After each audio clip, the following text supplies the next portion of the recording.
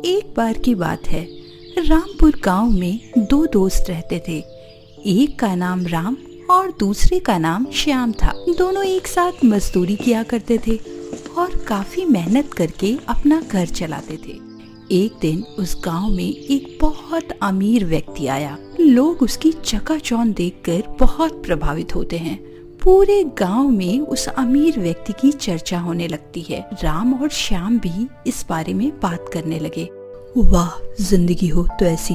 देखो उस अमीर आदमी के कितने ठाट बाट है और हमें देखो रोज रोज की वही मेहनत और खाने के लिए 2 रोटी ही कमा पाते हैं। अरे भाई श्याम, जिसके पास जितना है हमें उतने में ही खुश रहना चाहिए।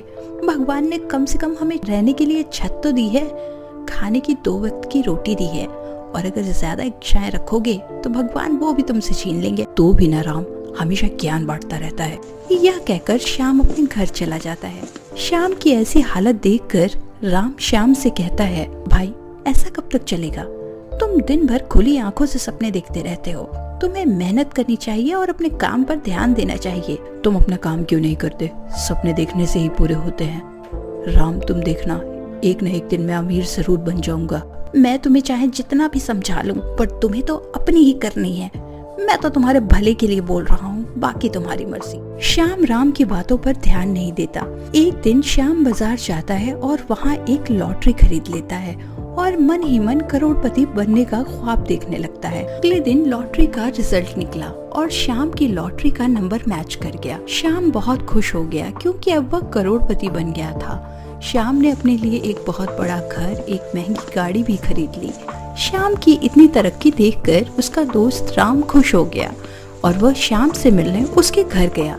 श्याम जब अपने घर में राम को देखता है तो उसे ऐसा लगता है कि राम उससे पैसे मांगने आया है। इसलिए श्याम ने राम को बहुत बातें सुनाई और बुरा व्यवहार किया। मैं तो अपनी दोस्ती निभाने आया था, सोचा था तू मेरी इज्जत करेगा, लेकिन तुझे तो अपने पैसे का बहुत घमंड है। आज तेरा समय है, कल मेरा भी समय आएगा, लेकिन तू चिंता मत कर, मैं तेरे जैसा नहीं बनूंगा। यह कहकर राम वहाँ से चला जाता है। कई साल बीत जाते हैं। श्याम और राम एक दूसरे से कभी नहीं मिलते। एक दिन श्याम बहुत बीमार पड़ जाता है। श्याम को अपनी बीमारी के इलाज के लिए बाहर जाना पड़ता है और वह अपना सारा काम अपने मैनेजर को दे देता है। कुछ महीनों के बाद श्याम पूरी तरह से ठीक होकर अपने घर वापस आता है।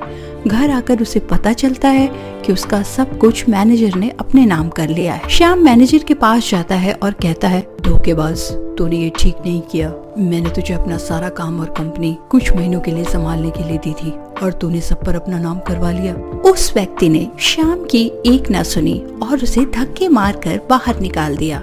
श्याम सड़क पर आ जाता है। एक दिन श्याम सड़क पर सोया हुआ था, तभी राम वहाँ से गुजरा और उसने श्याम को पहचान लिया। राम से अपने दोस्त की ये हालत देखी ना गई और उसने पूछा, ये सब कैसे हुआ?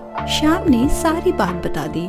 यह सुनकर राम को काफी गुस्सा आया। वह श्याम को सपने के महल जैसे घर में ले गया। राम ने भी काफी तरक्की कर ली थी। उसने श्याम की बहुत खातिरदारी की और अपने साथ अपने घर में रहने के लिए बोला। राम की बातें सुनकर श्याम की आंखों में आंसू आ गए थे और उसने कहा, दोस्त मुझे उस दिन के लिए माफ कर दो। मैंने उस दिन तुम्हारे साथ काफी बुरा व्यवहार किया। दोस्त छोड़ो भी वो बातें।